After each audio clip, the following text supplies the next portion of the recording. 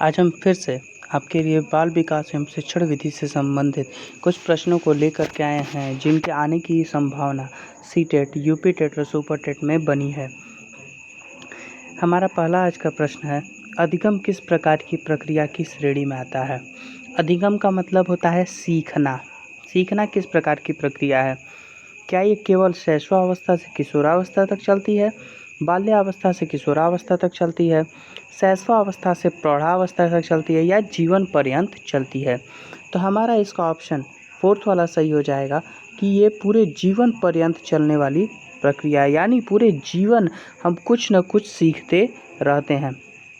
अगला प्रश्न है, एक अल्पसंख्यक बच्चे के सीखने के प्रक्रम में अभिभावक की भूमिका किस प्रकार की होती है? अग्र सक्रिय होना चाहिए, निर्देशक होना चाहिए, परामर्शदाता होना चाहिए, या नियंत्रणकर्ता होना चाहिए? वयस्क न हो जो बच्चा पूरी तरह से, उसके लिए कैसा होना चाहिए? अग्र सक्रिय होना चाहिए पेरेंट्स को। बच्चों के सीखने की प्रक्रिया का विकास किस प्रकार होता है? पुस्तकें पढ़कर होता है। पुस्तकें पढ़कर बच्चे सीखते हैं। परिचर्चा करके, मतलब एक विषय को लेकर के उस पर एक चर्चा करते हैं, उससे सीखते हैं। एक दूसरे से या किसी से प्रश्न पूछकर सीखते हैं, या ये सभी विधियां करते हैं। तो बच्चे क्या करते हैं? ये सारी विधियों के द्वारा सीखने का प्रयास करते हैं। अगला प्रश्न है हमारा, एक अच्छे अध्यापक में कौन सा विशिष्ट गुण होना चाहिए? आप सब अध्यापक बनने वाले हैं, इसलिए ये क्वेश्चन बहुत ही महत्वपूर्ण है कि कौन सा विशिष्ट गुण होना चाहिए। व्यवहार निर्धारक का होना चाहिए, पर्यवेक्षण का होना चाहिए, सीखने के लिए प्रेरित करने वाले का होना चाहिए, या सामान्य समाधानकर्ता का होना चाहिए। यानी कि सीधे से व्यवहार का निर्धारण जो करे, दूसरा है पर्यवेक्षक, यानी उसके द्वारा देखभाल करे, उसके सही गलत को पहचाने, या फिर उसको सीखने को प्रेरित करे, या समस्या समाधान करता, मतलब उसकी जो समस्याएं हों उसको केवल समाधान करने वाला बने। तो एक शिक्षक को ऐसा होना चाहिए कि बच्चे को सीखने के लिए प्रेरित करे, क्योंकि जो भी शिक्षक बच्चे को प्रेरित कर सकता है, जो भी व्यक्ति किसी को सीखने के लिए प्रेरित कर सकता है, वही एक अच्छा शिक्षक भी बन सकता है। अगला प्रश्न है, सीखने की प्रक्रिया में विद्यार्थी द्वारा त्रुटियों के संबंध में एक सर्वमान्य सत्य कथन है। ऑप्शन है हमारे, त्रुटियां सीखने में बाधक होती हैं। दूसरा, त्रुटियां अधिगम प्रक्रिया का भाग होती हैं, यानी त्रुटियां सीखने की प्रक्रिया का भाग होती हैं। त्रुटियां सीखने में अवरोध का कार्य करती हैं।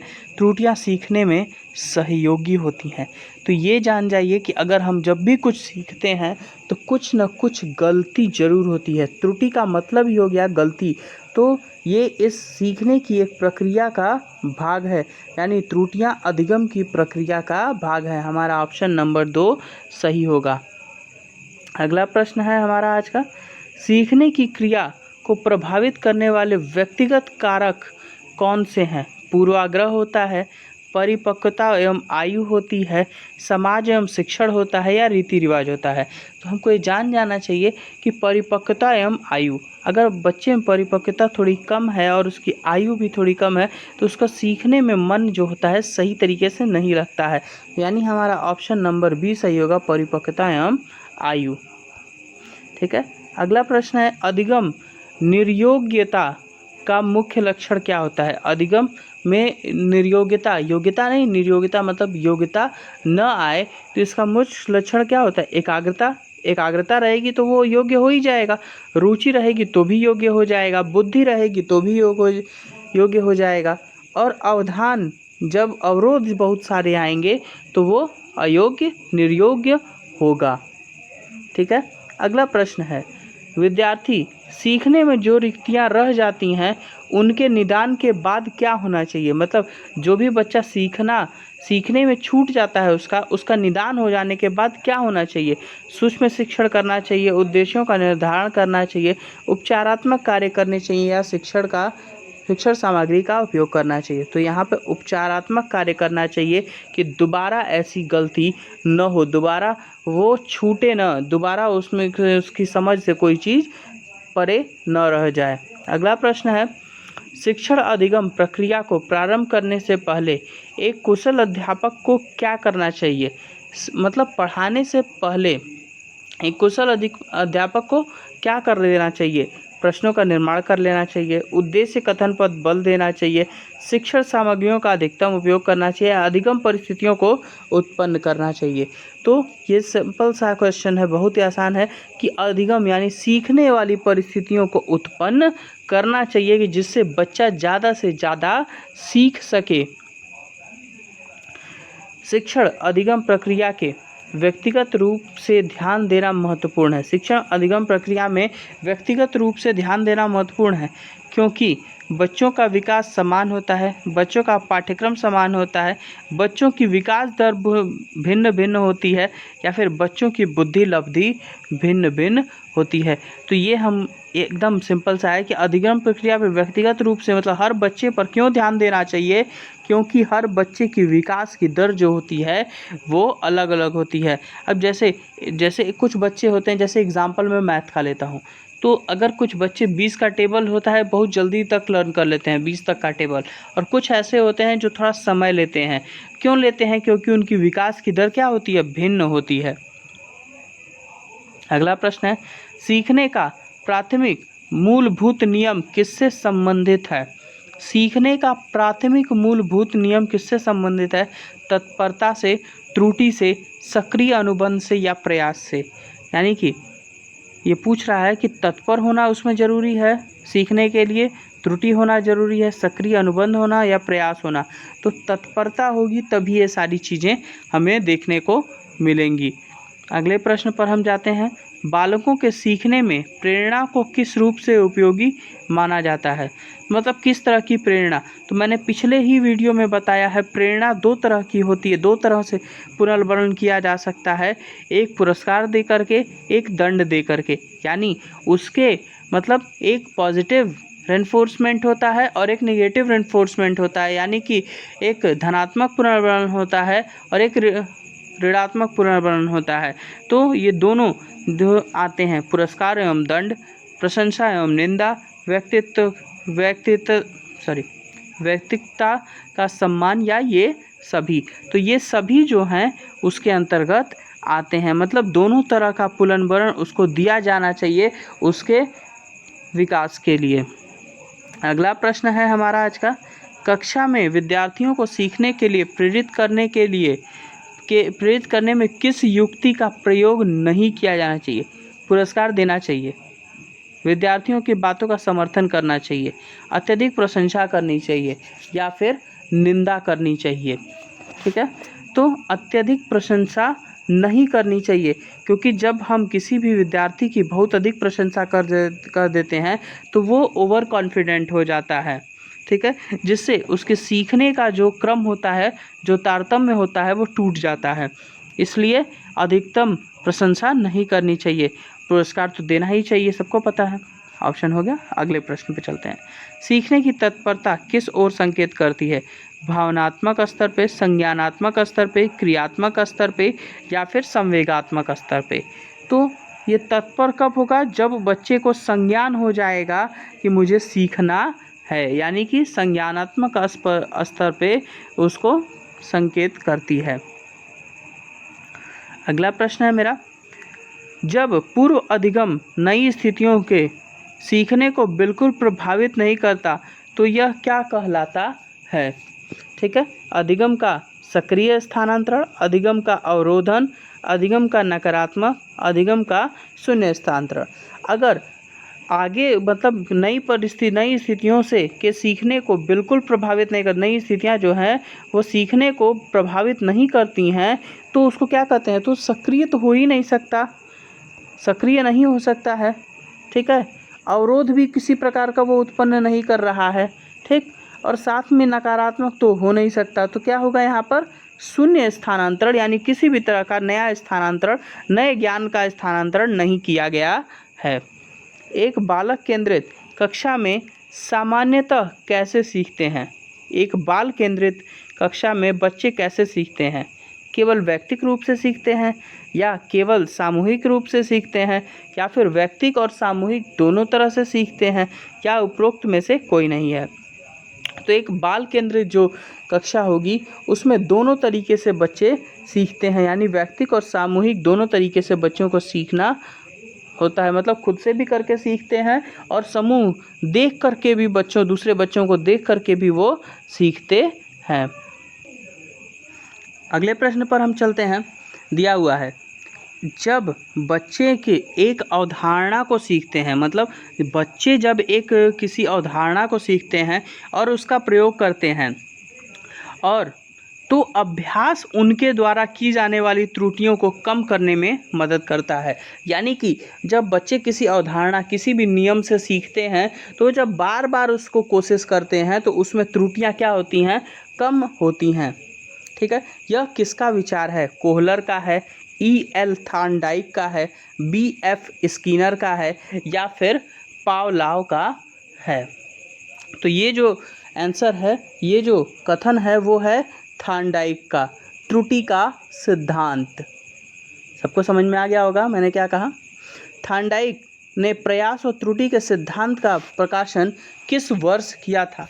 1875 एवं 1911 में, 1889 एवं 1912 में, 1898 व 1913 में, या 1899 एवं 1914 में? तो इसका थर्ड वाला ऑप्शन सही होगा, 1898 एवं 1913 में इसका प्रतिपादन उसने किया था। अगला प्रश्न है, सीखने के प्राथमिक एवं गौण नियम किसने प्रतिपादित किए हैं? वाटसन ने प्रतिपादित किए, स्पीयरमैन ने प्रतिपादित किए, थॉर्नडाइक ने प्रतिपादित किए, या फिर B.F. स्किनर ने प्रतिपादित किया? तो सीखने का प्राथमिक एवं गौण नियम जो है वो थॉर्नडाइक ने प्रतिपादित किया था। थॉर्नडाइक द्वारा प्रतिपादित सीखने के प्राथमिक नियम कितने हैं? तो प्राथमिक नियम, 3 नियम उन्होंने प्राथमिक दिए थे, प्रभाव का नियम, अभ्यास का नियम और तत्परता का नियम। इसके अनुसार हमारा आंसर हो गया ये सभी, ये तीनों नियम जो हैं वो प्राथमिक नियम हैं। सीखने के प्राथमिक नियम ये तीनों हैं। अगले प्रश्न पर हम चलते हैं। ये दिया हुआ है, सीखने के सिद्धांत के संदर्भ में स्कैफोल्डिंग किस ओर संकेत करते हैं? सीखने में साथियों द्वारा स्थायी सहयोग की तरफ, सीखने में वयस्कों द्वारा अस्थायी सहयोग की तरफ, सीखने में साथियों द्वारा अस्थायी सहयोग की तरफ, या सीखने में वयस्कों द्वारा स्थायी सहयोग की तरफ? तो जब हम इसको स्कैफोल्डिंग के बारे में हम अच्छे से पढ़ेंगे तो हमको ये पता चल जाएगा कि इसका दूसरा ऑप्शन सही होगा, सीखने में वयस्कों द्वारा अस्थायी सहयोग की तरफ वो बताते हैं। नेक्स्ट है हमारा, बहुरूपी अनुक्रिया अभिवृत्तियाँ तत्वों की शक्तिमता सहचारी परिवर्तन थॉर्नडाइक के किस नियम के अंतर्गत आते हैं? तो मैंने पहले ही बताया था, उनका 3 नियम था, प्रभाव का नियम, अभ्यास का नियम और तत्परता का नियम। तो इसमें से किसके समक्ष वो आंसर आएगा? तो वो है गौण नियम। ये तो प्रमुख नियम है और ये गौण नियम के अंतर्गत आता है।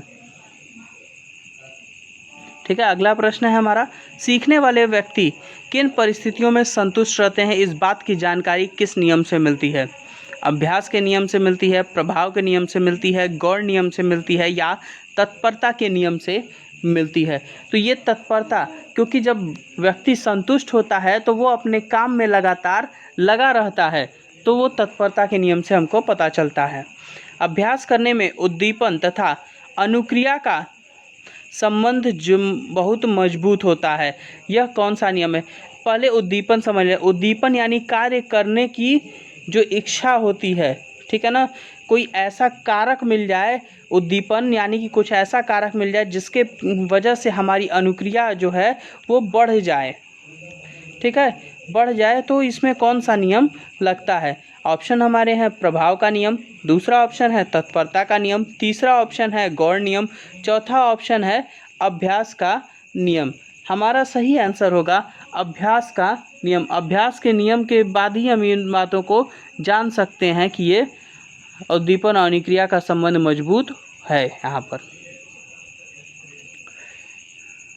अगला प्रश्न है, व्यवहार का करना किस पक्ष में आता है? सीखने के संज्ञानात्मक पक्ष में, या सीखने के अभ्यास पक्ष क्षेत्र में, सीखने के क्रियाशीलता क्षेत्र में, या सीखने के परिणाम क्षेत्र में? तो सीखने के संज्ञानात्मक क्षेत्र में आता है व्यवहार का करना। ठीक है। अधिगम किससे प्रभावित नहीं होता है? हमारी आयु से प्रभावित नहीं होता है, या हमारी परिपक्वता से प्रभावित नहीं होता है, या अभिप्रेरणा से प्रभावित नहीं होता है, या हमारी राष्ट्रीयता से। तो अब आप अपने बुद्धि से सोच सकते हैं कि आपकी आयु कुछ भी रहेगी, आप सीखने की कोशिश ज़रूर करेंगे। ठीक है। परिपक्वता में भी इसका असर होता है, मतलब इसमें जैसी परिपक्वता रहेगी उतना जल्दी आप सीख लेंगे। अभिप्रेरणा मतलब किसी न किसी के द्वारा प्रेरित होकर के ही आप सीखेंगे, लेकिन इसमें राष्ट्रीयता का कोई भी हाथ नहीं है, कोई भी इसका प्रभाव नहीं है। आप किसी भी देश के रहेंगे तो आप सीखने की कोशिश तो कर ही सकते हैं। अगला प्रश्न है, सीखने के नियम के प्रतिपादक कौन है? ये मैंने पिछले बताया था, पिछले वीडियो में, कि किनका सीखने का नियम है। ठीक है। Guilford, B.F. स्किनर, थॉर्नडाइक और जीन पियाजे में से हमारा आंसर होगा थॉर्नडाइक। अगला प्रश्न है हमारा, बालक में भय, प्रेम व घृणा की भाव आसानी से किस घटक से उत्पन्न किए जा सकते हैं? चरित्र निर्माण से, सामाजिकता के निर्माण से, कल्पनाओं के निर्माण से, या स्वभाव के निर्माण से? तो ये जान जाइए, ये सारे जो हैं वो स्वाभाविक भाव हैं, ये सब भाव हैं, तो वो हमारे स्वभाव निर्माण से ही इनके बारे में उत्पन्न किए जा सकते हैं, यानी हमारा ऑप्शन 4 सही होगा। मानसिक एवं संवेगात्मक रूप से अस्थिर बालकों के उपचार में कौन सा सिद्धांत प्रभावकारी साबित होता है? हमारा ऑप्शंस हैं सक्रिय अनुबंध सिद्धांत, शास्त्रीय अनुबंध सिद्धांत, अंतःदृष्टि सिद्धांत, मनोविश्लेषणात्मक सिद्धांत। तो हमारा आंसर इसमें सही होगा सेकंड वाला, शास्त्रीय अनुबंध सिद्धांत। अगला प्रश्न है, बालक में विशेष प्रकार की अभिवृत्ति के विकास में कौन सा सिद्धांत शिक्षकों की सहायता करता है? बालक में विशेष प्रकार की अभिवृत्ति के विकास में कौन सा सिद्धांत बालकों की शिक्षकों की सहायता करता है? मतलब उसके इच्छा के बारे में जो विकास हो रहा है उसके बारे में कौन सा सिद्धांत जो है शिक्षकों की मदद करता है? तो इसमें ऑप्शन हमारा है अंतर्दृष्टि का सिद्धांत, मनोविश्लेषणात्मक सिद्धांत, शास्त्रीय अनुबंध सिद्धांत, व चौथा है गेस्टाल्टवाद का सिद्धांत। तो हमारा ऑप्शन होगा इसमें शास्त्रीय अनुबंध का सिद्धांत। अगला प्रश्न है, स्किनर के किस सिद्धांत के आधार पर पाठ्य वस्तु को छोटे छोटे पदों में बांटने पर बल दिया गया है? यानी छोटे छोटे हिस्से में बांट करके पढ़ाने पर बल दिया गया है। सक्रिय अनुबंध सिद्धांत, संज्ञानात्मक अधिगम का सिद्धांत, प्रयास एवं त्रुटि का सिद्धांत, या फिर नैतिक विकास का सिद्धांत? तो हमारा ऑप्शन सही होगा इसमें सक्रिय अनुबंध का सिद्धांत, यानी पहला वाला ऑप्शन हमारा इसमें। अगले प्रश्न पर हम चलते हैं। 32वां क्वेश्चन दिया हुआ है, छात्र के व्यवहार को वांछित स्वरूप तथा दिशा प्रदान करने में किस मनोवैज्ञानिक का सिद्धांत शिक्षकों की सहायता करता है? मतलब जैसा चाहता है छात्र के व्यवहार को वांछित स्वरूप, मतलब शिक्षक जैसा चाहता है वैसी दिशा प्रदान करने में कौन सा सिद्धांत शिक्षक की सहायता कर सकता है? तो स्किनर का सिद्धांत है, थॉर्नडाइक का सिद्धांत है, पावलोव का सिद्धांत है, या सिगमंड फ्रायड का सिद्धांत है? तो हमारा ऑप्शन सही होगा स्किनर का सिद्धांत। अभिक्रमित अधिगम के लिए किस सिद्धांत का प्रयोग किया जाता है? अभिक्रमित अधिगम के लिए किस सिद्धांत का प्रयोग किया जाता है? ऑप्शन है हमारे अंतर्दृष्टि का सिद्धांत, सक्रिय अनुबंध का सिद्धांत, शास्त्रीय अनुबंध का सिद्धांत, या वाइगोत्स्की का सिद्धांत? तो इसका आंसर होगा हमारा सक्रिय अनुबंध का सिद्धांत। अब अगला है, सक्रिय अनुबंध में पुनर्बलन का क्या रूप हो सकता है? दंड, परिणाम का ज्ञान, पुरस्कार, या ये सभी? तो ये सभी जो हैं वो सक्रिय अनुबंध के में पुनर्बलन का काम करते हैं। ठीक है। सक्रिय अनुबंध यानी कि दोनों सक्रियता के साथ एक दूसरे के साथ काम कर रहे हों, तो इसमें पुनर्बलन दोनों काम करता है, दंड भी काम करता है और पुरस्कार भी काम करता है और परिणाम का ज्ञान भी काम करता है। अगला प्रश्न है, अंतर्दृष्टि अर्थात सूझबूझ के द्वारा सीखने का सिद्धांत किसकी देन है? ठीक है ना, सूझबूझ का सिद्धांत किसकी देन है? पहला है गेस्टाल्टवादी मनोवैज्ञानिकों का, मानवतावादी मनोवैज्ञानिकों का, यथार्थवादी मनोवैज्ञानिकों का या व्यवहारवादी मनोवैज्ञानिकों का। तो हमारा ऑप्शन सही होगा गेस्टाल्टवादी मनोवैज्ञानिकों का सिद्धांत जो है वो अंतर्दृष्टि या सूझबूझ से संबंधित सिद्धांत है। अब एक बहुत ही महत्वपूर्ण क्वेश्चन जो कि 2014 के सीटेट में आया हुआ है, गेस्टाल्टवाद का अर्थ क्या होता है? गेस्टाल्टवाद का अर्थ क्या होता है? ऑप्शन है हमारे, एक आकृति को स्पष्ट करता है, एक आकृति को सही आकार देता है, एक आकृति को पूर्णता के रूप में लेता है या आकृति को प्रभावी बनाता है। तो हमारा सही ऑप्शन होगा एक आकृति को पूर्णता के रूप में लेना है, यह ऑप्शन इसका सही होगा। अगला प्रश्न है, गेस्टाल्टवादी सिद्धांत को प्रतिपादित करने के लिए कोहलर ने किस जीव पर अपना प्रयोग किया था? ये भी पिछले किसी एग्जाम में ही पूछा गया क्वेश्चन है, 2016 के सीटेट में पूछा गया ये क्वेश्चन है। गेस्टाल्टवादी सिद्धांत को प्रतिपादित करने के लिए कोहलर ने किस जीव पर प्रयोग किया था? चूहे पर। तो सब लोग जानते हैं चूहे पर प्रयोग किसने किया था? स्किनर ने किया था। चिंपैंजी पर, कबूतर पर या कुत्ते पर? तो इन्होंने सुल्तान नामक चिंपैंजी पर अपना प्रयोग किया था। बालकों के बौद्धिक विकास हेतु उनकी अंतर्दृष्टि या सूझबूझ बहुत सहायक होती है। मतलब उसके बौद्धिक विकास के लिए उसकी सूझबूझ सहायक होती है, यह किस सिद्धांत का कथन है? पहला है मनोविश्लेषणात्मक सिद्धांत, दूसरा है अंतर्दृष्टि का सिद्धांत, तीसरा है प्रयत्न एवं भूल का सिद्धांत और चौथा है सक्रिय अनुबंधन का सिद्धांत। तो इसमें हमारा ऑप्शन सही होगा अंतर्दृष्टि का सिद्धांत। अब हम अगले प्रश्न पर चलते हैं। यदि सीखने में होने वाले लाभों का पहले से पता चल जाए तो बालक अपनी बुद्धि या सूझबूझ का भरपूर प्रयोग करेगा। यह किसका कथन दिया गया है? जब भी कोई कथन दिया जाए तो उसको बहुत ध्यान से देख लें, उसको याद कर लें, लिख लें, क्योंकि ये कहीं पूछे जा सकते हैं। ठीक है, तो हमारे ऑप्शंस दिए हुए हैं कोहलर, थॉमसन, लेविन और थॉर्नडाइक। तो वो सूझबूझ की बात कर रहा है, सूझबूझ। तो सूझबूझ अभी मैंने बताया कोहलर का नाम सूझबूझ के लिए आता है। सीखने का वह सिद्धांत जो पूर्ण रूप से केवल अवलोकनीय व्यवहार पर आधारित है, सीखने के किस सिद्धांत से संबंधित है? अंतर्दृष्टि के सिद्धांत से संबंधित है, भाषा विकास के सिद्धांत से संबंधित है, नैतिक विकास के सिद्धांत से संबंधित है या व्यवहारवादी विकास के सिद्धांत से संबंधित है? तो ये हमारा जो ऑप्शन होगा डी होगा, व्यवहारवादी विकास के सिद्धांत से संबंधित है। आप सबको पता होगा भाषा विकास सिद्धांत का खोज किसने किया, किसने प्रतिपादन किया? ये क्वेश्चन पूछा था 2018 में। आप सब इसका आंसर कमेंट बॉक्स में दे सकते हैं, मैंने पिछले वीडियो में भी इसके बारे में बताया है। अगले प्रश्न पे चलते हैं। कोहलर के अनुसार शिक्षक द्वारा नैतिक मूल्य का विकास किस प्रकार किया जा सकता है? पहला है सामूहिक चर्चाओं में बच्चों को शामिल करके, सांस्कृतिक क्रियाकलापों में बच्चों को शामिल करके, खेल कार्यों में बच्चों का सहभागिता करके या फिर नैतिक मुद्दों पर आधारित चर्चाओं में शामिल करके। तो हमारा चौथा ऑप्शन सही होगा, नैतिक मुद्दों पर आधारित चर्चाओं में उन्हें शामिल करके, जिससे उनको सही नैतिकता का पता चल सके।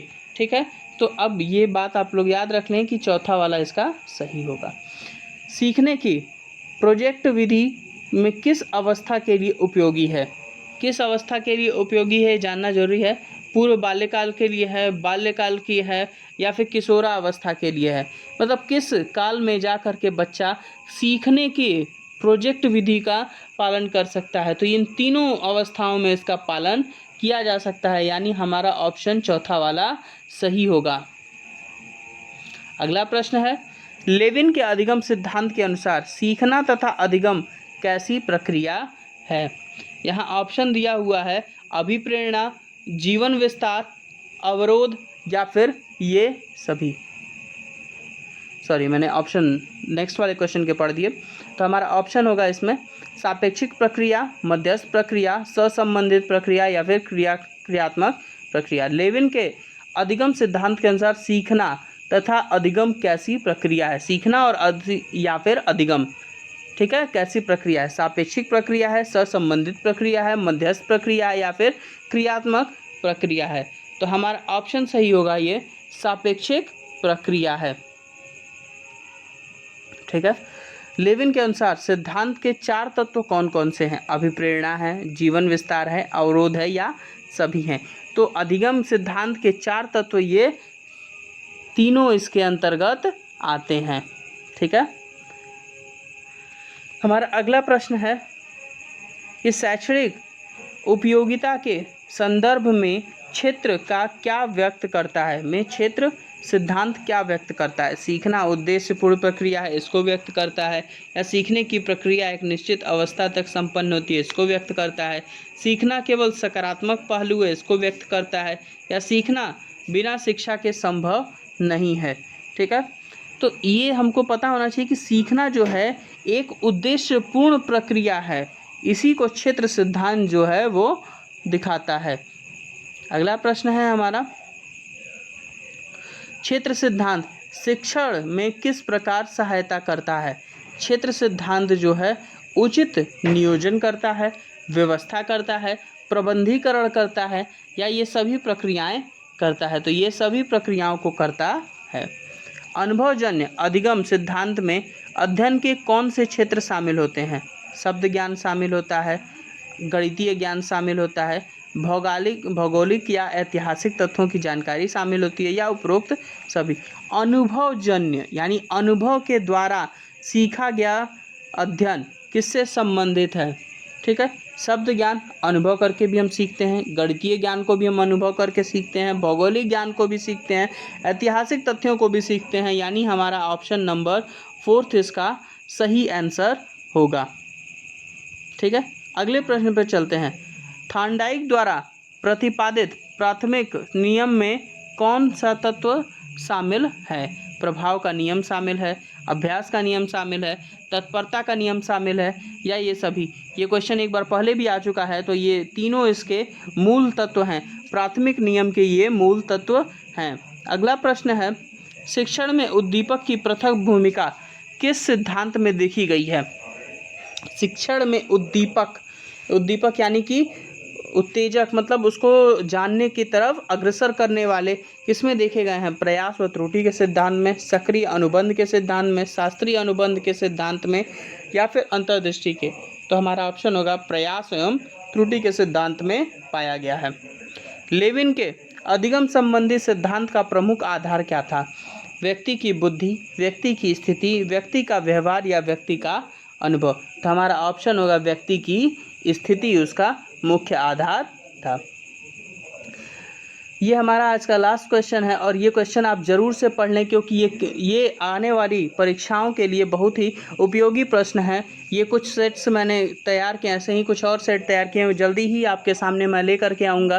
तो ऐसे ही और सेट पाने के लिए और क्वेश्चंस के समूहों को पाने के लिए आप मेरे चैनल को सब्सक्राइब करें और बेल आइकॉन का बटन दबा दें, जिससे कि आपको नोटिफिकेशन समय समय से मिलती रहे।